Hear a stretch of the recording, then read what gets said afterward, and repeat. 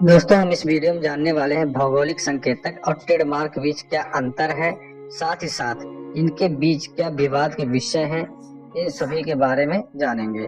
तो भौगोलिक संकेतक ज्योग्राफिकल इंडिकेशन बोला जाता है। ट्रेडमार्क दोनों ही बौद्धिक संपदा अधिकार IPR के प्रकार हैं, लेकिन उसका उद्देश्य, स्वामित्व और उपयोग का दायरा बिल्कुल अलग है। स्वामित्व और उद्देश्य में अंतर क्या क्या है, पहले GI टैग के बारे में जान लेते हैं। जीआई टैग के स्वामित्व की बात करें तो यह सामूहिक होता है।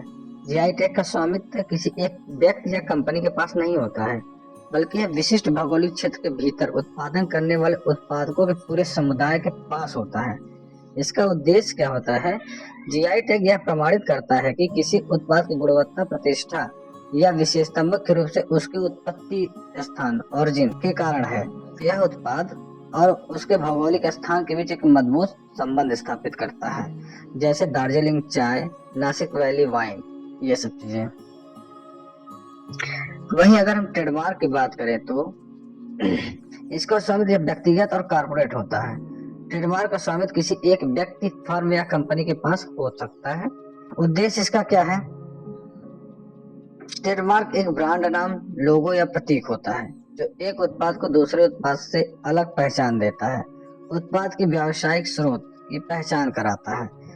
यह बताता है उपभोक्ता को कि यह उत्पाद किस कंपनी का है, जैसे टाटा, नाइक, एप्पल, ये सब। ठीक है।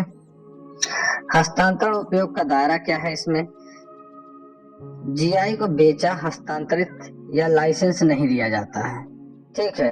कोई भी व्यक्ति जो निर्दिष्ट भौगोलिक क्षेत्र के अंदर उत्पादन करता है और निर्धारित गुणवत्ता मानकों का पालन करता है, जीआई का उपयोग करने का हकदार है वो।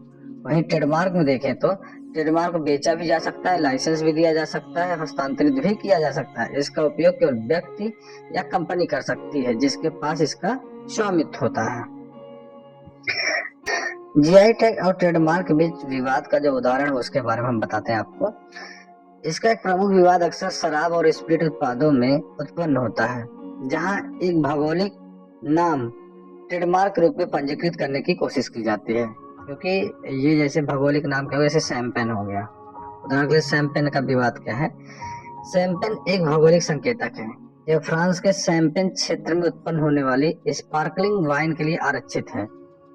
विवाद का क्या विषय बना हुआ है इस पे?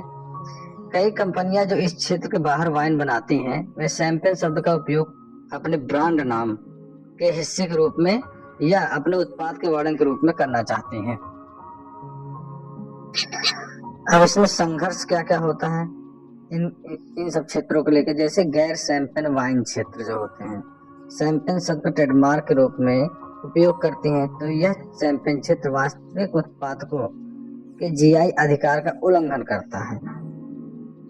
लेकिन क्षेत्रीय उत्पादकों के हित को ये कैसे प्रभावित कर रहे हैं, इसके बारे में बताते हैं।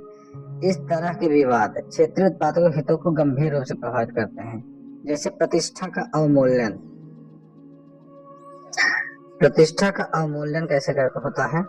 जब गैर उत्पादक अपने उत्पादों के लिए प्रतिष्ठित जीआई का नाम का उपयोग करते हैं, तो वे उस नाम की प्रतिष्ठा को कमजोर करते हैं। यदि नकली शैंपेन घटिया गुणवत्ता का है तो उपभोक्ताओं को लगने लगता है कि असली शैंपेन भी खराब ही है। इसके आर्थिक नुकसान क्या क्या होते हैं? विवाद के कारण क्षेत्रीय उत्पादकों को सीधा आर्थिक नुकसान होता है। उन्हें बाजार में उन सस्ते और निम्न गुणवत्ता वाले उत्पादकों से प्रतिस्पर्धा करनी पड़ती है जो उनके प्रतिष्ठित नाम का मुफ्त फायदा उठा रहे हैं। ठीक है। भ्रामक प्रचार और गुमराह करना उनको। उपभोक्ता गुमराह होते हैं। वे सोचते हैं कि वे एक प्रीमियम मूल्य उत्पाद खरीद रहे हैं, मतलब वे क्वालिटीदार उत्पाद खरीद रहे हैं, जबकि वास्तव में वह नकली उत्पाद खरीद रहे होते हैं। इससे उपभोक्ताओं का विश्वास टूटता है। इसलिए कहा जाता है जीआई की सुरक्षा आवश्यक है, ताकि क्षेत्रीय समुदाय उस सामूहिक निवेश और गुणवत्ता के नियंत्रण का लाभ उठा सके जो उन्हें पीढ़ियों से अपने उत्पाद की प्रतिष्ठा बनाने के लिए किया है।